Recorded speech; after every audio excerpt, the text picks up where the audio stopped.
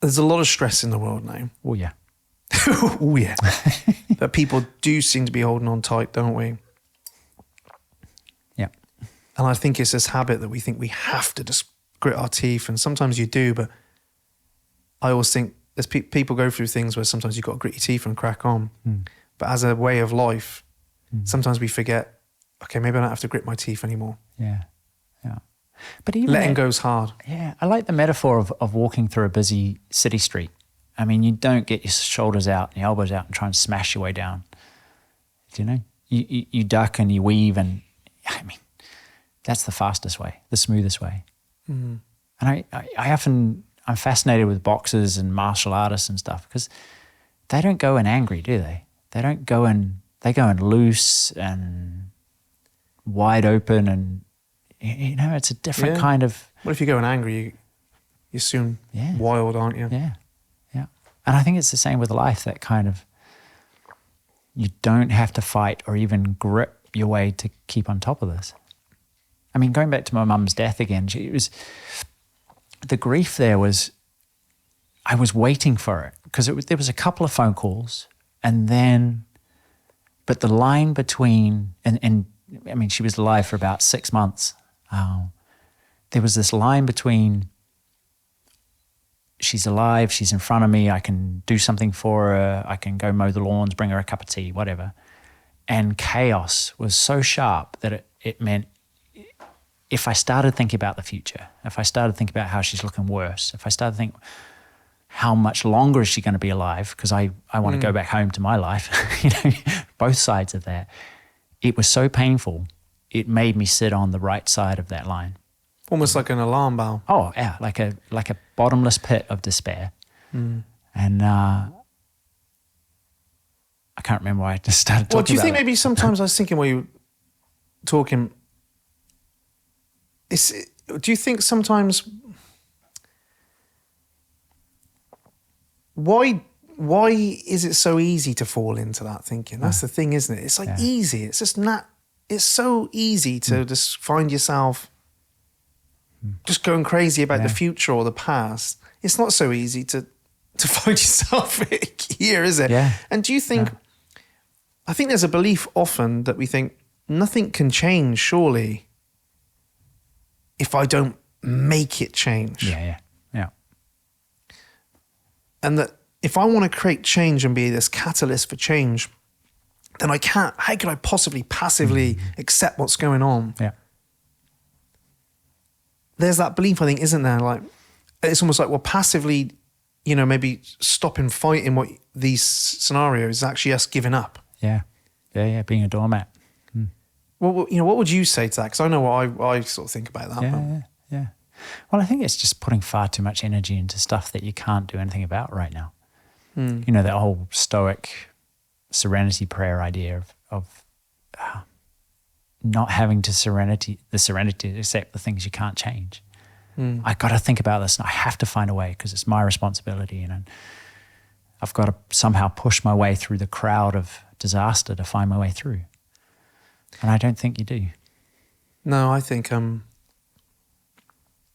actively working on the things in your life is important. Yeah. Like I'm a man, I talk about it all the time. We're talking about it all the time. When are you avoiding, you know, like, when are you avoiding doing the work in your life? I'm a big fan of like this, well, not a big fan, but I suppose I talk a lot recently about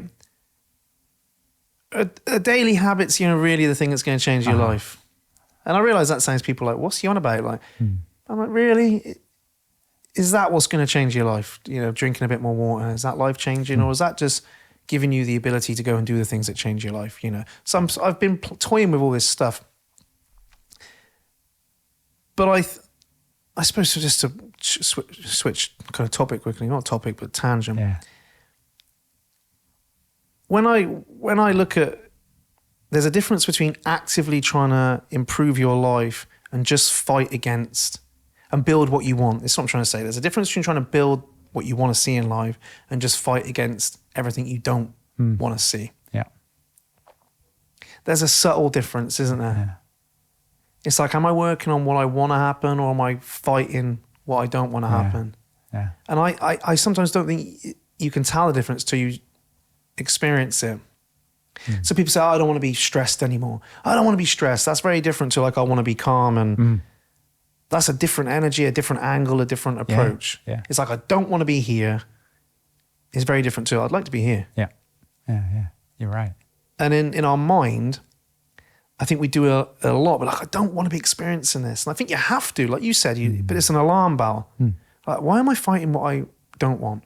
Why am I fighting what I can't control? And the mind is a funny old place. You know, I'm driving up here on the way to Doncaster, and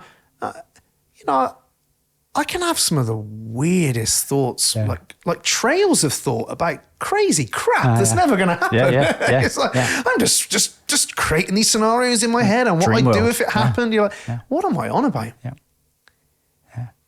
But I think sometimes we just don't notice and we flip and live there.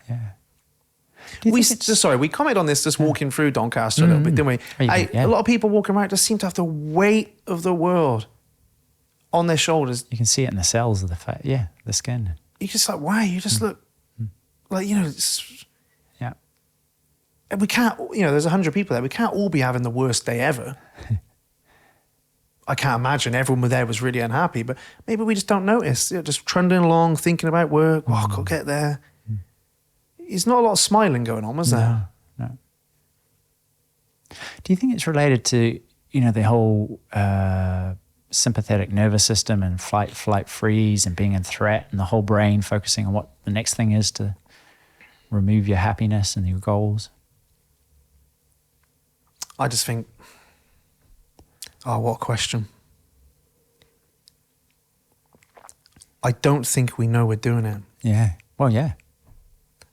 And that sounds like what but I just don't think we know we're doing it. I think if we saw it, you would stop it. The sentence waking up. Yeah. But I don't think we know what we're thinking about, what we're thinking about. Because if we did go, like if we did become aware and just listen to ourselves, like, why am I thinking that? It's almost laughable, some of the stuff we think about or some of the strain we cause ourselves. Yeah. I mean, that we could have a whole conversation about that because I just don't think there's an answer. Well, you know, some of the people walking through that time I've literally had something horrific gone on in their life. Yeah. Maybe someone's just a bit out of falling out. Maybe someone just doesn't know. They're just cracking along, overwhelmed at what they got to do today. But it does seem to me the world seems there seems to be a lot of stress and a lot of friction. Yeah. In people, possibly. Yeah. A lot of mistrust as well. I'm not really one to judge. I think I live in a nice little bubble of my own creation. Do you know that I think what you focus on grows too. Do you know? And yeah. One of the things that Ascension life has really taught me is focus on the good, focus on what you can do, focus on what you have. And so I do think you create your reality. That's what you kind of surround yourself in, and it's 100%. You create. That's how the brain works.